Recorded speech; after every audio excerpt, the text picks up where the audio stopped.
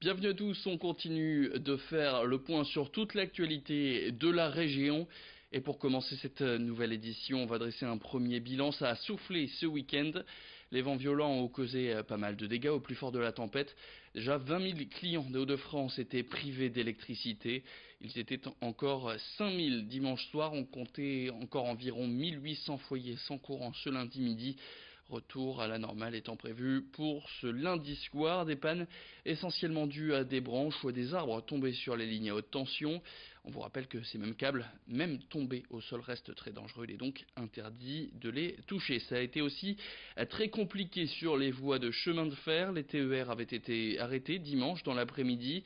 Ce lundi matin, le réseau était encore fortement impacté. La SNCF a compté une centaine d'arbres qui ont coupé une quinzaine de voies.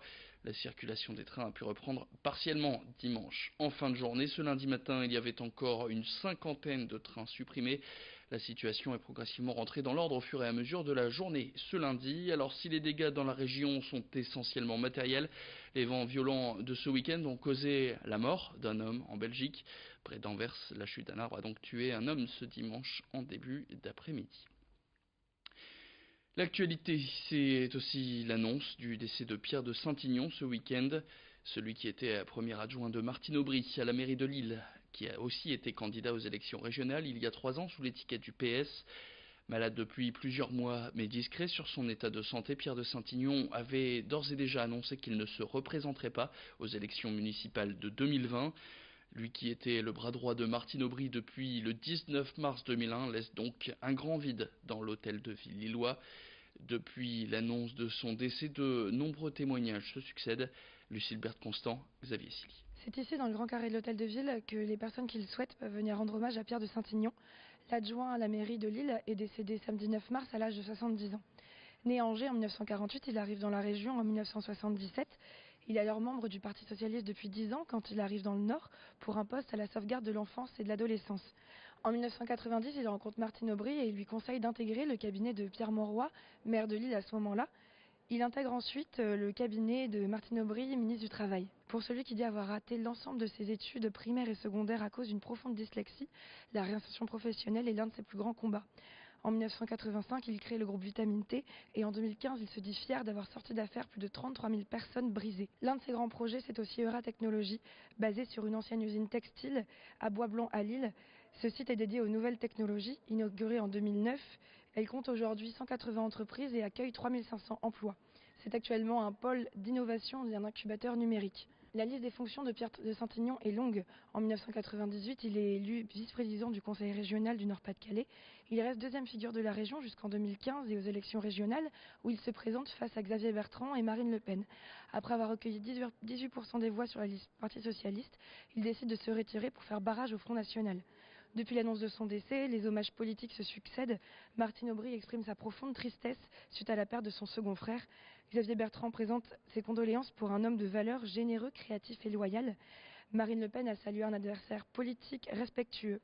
Et ici, à l'hôtel de ville, nombreuses personnes sont venues exprimer leur hommage, leur témoignage. Voici quelques extraits que nous avons recueillis aujourd'hui. Ce qu'on retrouvait chez Pierre de Saint-Ignon, c'est ce côté humain, n'est-ce pas?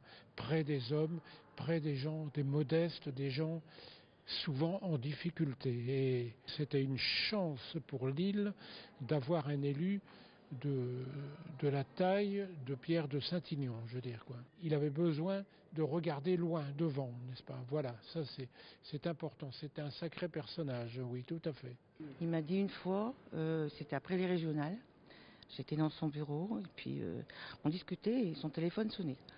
Il s'est excusé près de moi parce que c'était son fils et il m'a dit c'est mes enfants et tu sais maintenant c'est mes enfants qui comptent avant tout. Les artistes qui le souhaitent, qui peuvent donc rendre hommage à Pierre de Saint-Ignon dans l'hôtel de ville de Lille. Inch'Allah, l'islamisation à visage découvert, c'est le nom de ce livre écrit par les deux journalistes du quotidien Le Monde, Fabrice Lhomme et Gérard Darvé. Eux et une équipe de jeunes journalistes ont enquêté pendant plusieurs mois sur l'islamisation en Seine-Saint-Denis, détecter les signaux de l'islamisation d'une partie de la société, en identifier les conséquences. Voilà les enjeux de ce livre, publié fin 2018 aux éditions Fayard. Fabrice Lhomme et Gérard Darvé étaient d'ailleurs présents dans les locaux de l'ESJ Paris Grand Lille la semaine dernière. Ils y ont tenu une conférence qui a duré près de 3 heures avec les élèves de cette école, l'occasion de parler de leur travail mais aussi de leur méthode. Rémi Desremeaux et Lucilbert Constant les ont rencontrés. Fabrice et moi, on a 52 et 53 ans respectivement, et on a juste envie aujourd'hui, parvenu à un certain niveau de carrière, on a envie de transmettre en fait ce qu'on a appris durant ces 30 et quelques années de journalisme. Et quoi de mieux que des étudiants en journalisme qui adorent ce métier, comme nous on l'adore aussi. Essayons de leur faire franchir des pas, des années d'expérience en travaillant avec eux sur un projet au long cours pour une fois et pas uniquement sur un projet d'un séminaire d'une semaine d'enquête par exemple. Eux ont, je l'espère, appris de nous, mais nous on a appris d'eux. C'est-à-dire qu'on a 30 ans de plus qu'eux grosso modo et on a découvert certains pans générationnels que nous ne maîtrisions pas, même si on a des enfants tous les deux, Fabrice et moi. Il fallait comprendre et faire un pas vers eux pour comprendre quelles étaient leurs appréhensions, les appréhensions des étudiants, leur peur, le contexte dans lequel ils vivaient et qui est très différent du nôtre. Et donc du coup, ça a été vraiment un apprentissage partagé. Et puis on termine cette édition, on va prendre l'air, on va parler de votre jardin. Nous sommes au début du mois de mars, bientôt le retour du jardinage. Peut-être avez-vous profité de cette trêve hivernale pour chercher des idées afin de transformer votre extérieur. Alors si vous n'avez pas forcément la main verte ou des idées particulières, sachez qu'il existe des coachs qui sont là pour ça. Dans les allées du salon Viving qui avait lieu ce week-end à Lille Grand Palais, on a rencontré Antoine Sénave, coach dans l'entreprise Jardin Secret. Sa mission, vous aider à créer ou redessiner votre jardin. Les premiers conseils qu'il a distillés tout au long de ce salon, c'est tout de suite au micro de Rémi Desremeaux. L'idée, c'est d'avoir une continuité dans l'ensemble du jardin en fait. On va pas faire un patchwork en disant tiens on fait une zone un peu jardin zen et puis là justement une partie un peu plus champêtre. On essaye d'avoir une unité dans le jardin en fait. Parce qu'on est très technique je dirais sur le choix des végétaux et c'est toute notre compétence en fait. C'est justement essayer de trouver avec le choix des végétaux, réussir à donner cette ambiance alors qu'il peut être soit avoir une ambiance un peu moderne avec des végétaux qui seront un peu plus structurés ou avoir une ambiance qui est plus champêtre avec beaucoup de fleurs tout au long de l'année en fait. Allez, c'est la fin de cette édition. Prochain rendez-vous avec l'actu, c'est dans le prochain quart d'heure.